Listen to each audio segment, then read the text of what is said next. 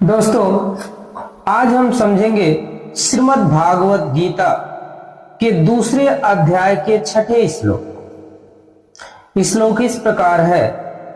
न चैतत विद्म कर्तन्नो गरियो यदवा जयेम यदि वा नो जयेयो यानेव हत्वा न जीजीविषामं तेवा स्थिताः प्रमुखे धार्तराष्ट्रम्।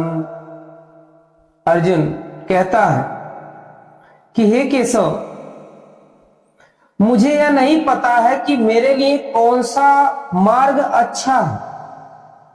न चैतत विद्वम कर्तन्नो गरियो, मुझे यह नहीं पता है कि कौन सा रास्ता मेरे लिए सही है, मैं लड़ूं या ना लड़ूं। जैसा कि आपने 5वें श्लोक में देखा था, अर्जुन कह रहा था कि अपने गुरुओं को और अपने लोगों को मारने से अच्छा मैं भीख मांगकर खा लूं।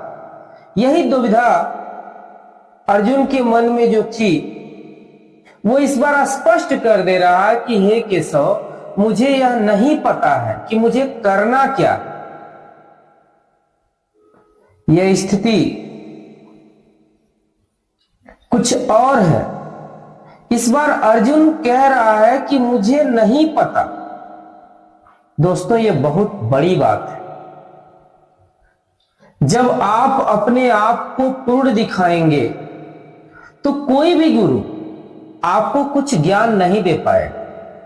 इसलिए जब कहीं ज्ञान लेने के लिए बैठो तो जो स्थिति इस श्लोक में अर्जुन कह रहा है, अपने आप को उस स्थिति में लेके जाओ कि मैं जहां पे बैठा हूं, जिसके सामने बैठा हूं, वही श्रेष्ठकर है, मैं उसके सामने शून्य हूं।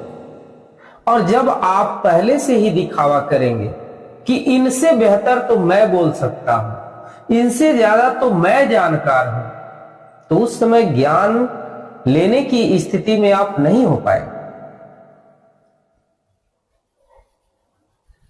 आगे कहते हैं यदवा जयेम यदिवानो जयेम। और यह भी कह रहे हैं कि मुझे यह भी नहीं पता कि जीतेंगे हम या वे हमको जीतेंगे। तो यह स्थिति, यहां देखिए अर्जुन इस बात को स्पष्ट करना चाह रहा है कि मैं यह युद्ध जो हो रहा है, अब युद्ध अगर हो भी रहा है तो ये पता हमको तो है नहीं कि हम जीतेंगे या कौरव जीतेंगे। तो ये भी एक स्थिति है। और आगे वह कह रहे हैं कि जिनको मार करके मैं जीना नहीं चाहता, यानी जिन गुरुओं को, जिन अपने लोगों को मार करके मैं जीना नहीं चाहता हूं, वही लोग तो हमारे सामने खड़े हैं। भीष्म पितामह, द्रोण, हमारे ही परिवार के लोग हमारे सामने खड़े हैं। दोस्तों, ऐसी स्थिति में परिवार के सामने हम भी बहुत आते हैं। जैसे आप देखें, अगर आपकी पत्नी और आपकी मां के बीच झगड़ा हो जाए तो आप किसके तरफ से खड़े हैं? उस मां की तरफ कि जिसने आपको पाला पोसा बड़ा किया, हर परेशानियों में आपके साथ खड़ी रही, आपको कभी रोने तक नहीं दिया, अपने गीले बिस्तर पर सोई, आपको सूखे बिस्तर पर सुलाया, तो आप उसके साथ खड़ा होंगे या पत्नी के साथ जो सब कुछ छोड़कर केवल आपके लिए आई, आपके भरोसे पे है? तो ऐसी स्थिति में आप क्या करेंगे? अर्जुन जैसी स्थिति एक पिता की भी होती है। जब उसी के दो बच्चे लड़ते हैं तब उसको समझ में नहीं आता कि मैं अपने बड़े बेटे का साथ दूं या छोटे बेटे का साथ दूं। वो ये नहीं देख पाता है कि गलत कौन है, उसे तो प्रेम दोनों से। यही स्थिति अर्जुन की है। पर अर्जुन महान इसलिए नहीं था कि वह तीर चलाता था। अर्जुन महान इसलिए था क्योंकि वह कह सका, मैं नहीं जानता क्या सही है।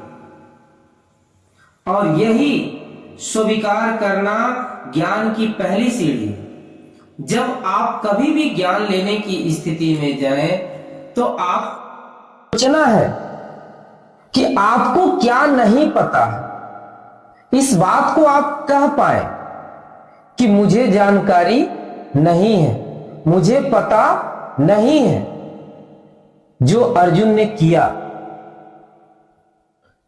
इस श्लोक में कृष्ण बोलते नहीं, क्योंकि जब शिष्य पूरी तरह खाली हो जाए तभी गुरु बोलता।